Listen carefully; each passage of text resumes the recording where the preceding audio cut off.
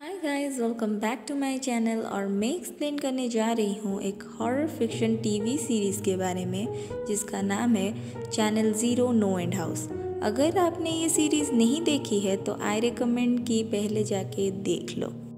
Episode 1 के starting में हमें कुछ घर दिखाया जाता है।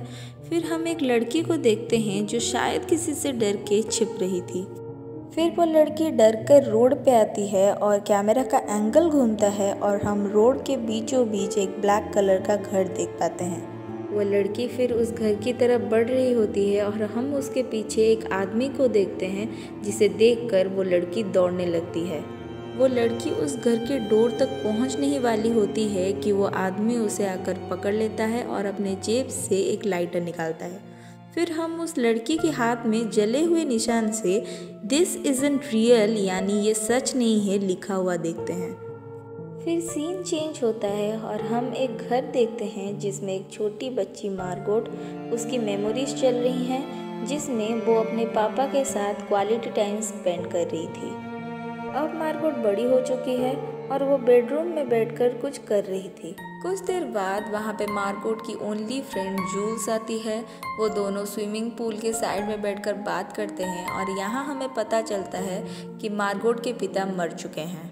जूल्स मार्गोट को एक पार्टी पे इनवाइट करती है तो पहले मार्गोट मना करती है, लेकिन जूल्स उसे समझाती है कि तुम कब तक अपने पास्ट को लेकर यहीं पे पड़ी रहोगी। फिर मार्गोट राजी हो जाती है। तभी मार्गोट की मॉम वहाँ पे आती है और जूल से हाय कहकर एक काम के सिलसिले में निकल जाती है। तभी मार्गोट को अपने फ़ोन पे एक वीडियो आता है जो थोड़ी सी अजीब थी। वो इसके बारे में जूल से बोलती है तो जूल्स भी कहती है कि उसे भी ये सेम वीडियो आया है, पर दोनों उस वीडियो को इग्नोर करते हैं और पानी में कूद जाते हैं। मार्गोट और जूल्स पार्टी में आते हैं। वहाँ उनका दोस्त जेटी मार्गोट को कुछ बुरा बोल देता है जिससे बुरा मानकर मार्गोट वहाँ से जा रही होती है। जूल्स मार्गोट को मनाने की कोशिश करती है लेकिन वो मान नहीं रही थी। तभी वहीं पे शेथ आता है और मार्गोट से पूछता है कि क्या तुम इतनी जल्दी जा रही हो। तो मार्गोट का मूड चेंज होता है और वो वहीं रहने का फैसला करती है। फिर सब 8 पूल खेल रहे होते हैं और जेटी वहाँ पे जूल्स को किस करने की कोशिश कर रहा था। जूल्स उसे टोक कर पूछती है कि तुम शहर में क्या कर रहे हो। तो जेटी उन सब को नो एंड हाउस के बारे में पूछता है। वो कहता है ये 6 साल पहले शुरू हुआ था और ये घर कहीं ना कहीं पर भी अपीयर हो जाता है। इस घर में 6 रूम्स होते हैं और जो भी इस घर के अंदर जाता है वो अपने अलग अलग एक्सपीरियंस शेयर करते हैं, लेकिन जो 6th रूम में गया है वो आज तक कभी लौट कर नहीं आया। तभी मार्गोट सेथ के साथ बात कर रही होती है और मार्गोट उसे एक बीमारी के बारे में बताती है जिसकी वजह से उसके पिता की मौत हुई थी। फिर वो उठकर अंदर किचन में ग्लास लेकर जाती है जहां उसे टीवी पर एक वीडियो चलती दिखती है। ये वही वीडियो था जो सुबह जूल्स और मार्गोट को फ़ोन पे मैसेज आया था। फिर अचानक टीवी बंद हो जाता है और मार्गोट बाहर आ जाती है। फिर सेथ, मार्गोट, जूल्स और जेटी कार में नो एंड हाउस की देखने जाते हैं जहाँ पे पहले से भी और कई लोग थे। फिर वो चारों औरों के साथ उस नो एंड हाउस के अंदर जाते हैं। अंदर एक छोटा सा एंट्री पॉइंट होता है जहाँ पे अंधेरा होता है। फिर लाइट आती है और सामने रूम नंबर 1 के दरवाजे पर लिखा होता है बीवेयर ऑफ कैनिबल्स, यानी वो जीव जो अपने ही प्रजाति को खा जाती है। फिर डोर खोल के सब अंदर जाते हैं और अंदर एक गाना चल रहा होता है और सबकी हैप स्टैचू बनी हुई है। जूल्स ये देखकर पूछती है कि ये सब इन्होंने इतनी जल्दी आखिर बनाया कैसे। फिर लाइट चली जाती है और लाइट आने के बाद वो म्यूज़िक एक क्रीपी साउंड जैसा हो जाता है और वो सारे स्टैचू अब बदल चुके हैं। ये देखकर वहाँ आई एक लड़की डर जाती है। फिर नेक्स्ट डोर खुलता है पर वो लड़की एग्जिट से बाहर चली जाती है। फिर रूम 2 में 7 लोग एंटर करते हैं। रूम 2 एक खाली कमरा होता है जहाँ पर सब लोग एंटर करने के बाद लाइट चली जाती है। फिर लाइट आने के बाद हम देखते हैं कि एक आदमी खड़ा है जिसके मुंह पे एक मास्क लगा हुआ है। पहले वो मास्क वाला आदमी जेटी के पास आता है और जेटी उसे पूछता है कि क्या तुम कैनिबल हो, तो वो आदमी उसे एक धक्का दे देता है। फिर वो आदमी सबके पास जाता है और आखिर में मार्गोट के कान में कुछ कहता है और उससे दूर चला जाता है। फिर लाइट चली जाती है और हम देखते हैं कि उन लोगों में से एक आदमी गायब है और फ्लोर पे किसी को घसीट के ले जाने की निशान बनी हुई है। जो आदमी वहाँ से गायब हुआ था उसकी जो साथी होती है वो डर के मारे वहाँ से एग्जिट कर जाती है, पर जेटी वहाँ बोलता है कि ये सब प्रोफेशनल एक्टर्स हैं और तुम लोगों को चिंता करने की कोई ज़रूरत नहीं है, और वो नेक्स्ट डोर की तरफ चला जाता है।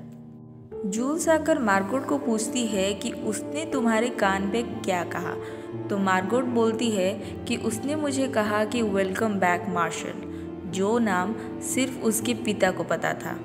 ये सुनने के बाद जूल्स मार्गोट को कहती है कि चलो वापस चले जाते हैं, लेकिन मार्गोट को जानना था कि ये बात उसको कैसे पता चली, तो वो नेक्स्ट डोर की ओर चली जाती है। मार्गोट जाके रूम 3 में एंटर करती है, जहाँ पे एक टाइम पे एक ही आदमी जा सकता था। मार्गोट अब रूम 3 में थी और उसके सामने एक बड़ा सा हॉलवे होता है जिसके बीचों बीच एक मिरर रखा होता है। वो वापस जाने की कोशिश करती है, लेकिन वो दरवाज़ा वहीं पे स्टक हो जाता है और वो बाहर नहीं निकल पाती। फिर मार्गोट हॉलवे की तरफ बढ़ती है जहाँ से उसे किसी के हंसने की आवाज़ सुनाई दे रही थी। फिर वो जब मिरर के पास पहुँचती है वो देखती है कि मिरर के पीछे एक आदमी क्रीपी टाइप से हंस रहा है।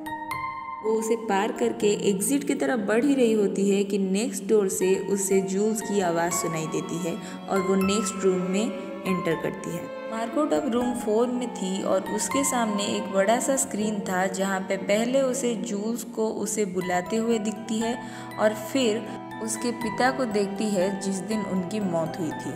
फिर वो वीडियो बंद हो जाता है और मार्गोट के सामने एग्जिट और नेक्स्ट डोर का दरवाज़ा खुल जाता है। मार्गोट नेक्स्ट रूम में एंटर करती है और अब मार्गोट होती है 5th नंबर रूम में, जहाँ सामने सोफे पे उसकी डैड की एक अजीब सी डमी बैठी हुई होती है। सडनली टीवी ऑन हो जाता है और उसमें मार्गोट और उसके पिता की बचपन की वीडियो चलती है।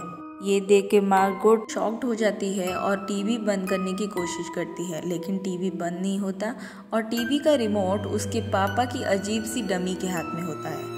जब वो रिमोट लाने की कोशिश करती है तो वो डमी हिल कर उसके पास आकर उसे हग करने की कोशिश करता है, लेकिन मार्गोट कहती है कि मुझे घर जाना है। तो वो डमी उसे छोड़ देता है, लेकिन वो डमी उसे कहता है कि तुम्हें यहीं से जाना होगा घर जाने के लिए। फिर मार्गोट उस घर से बाहर निकल जाती है और हम देखते हैं कि जूल्स भी पहले से ही वहाँ पे है। फिर वो सोचते हैं कि शेथ और जेटी शायद वापस नहीं आए और वो कार को छोड़कर घर चल के जाते हैं। सुबह हो रही होती है। जूल्स मार्गोट को छोड़ के अपने घर जाती है। यहाँ जूल्स मार करती है कि उसके घर के सामने व्हाइट ऑर्चिड्स हैं। मार्गोट अपने घर आकर ऊपर जा रही होती है कि उसे नीचे किचन से व्हिसल की साउंड सुनाई देती है। वो नीचे आकर देखती है तो वहाँ उसके पिता किचन में खाना बना रहे होते हैं, जो उसे देखकर पूछते हैं, Hey Martian, how was your night? Dad?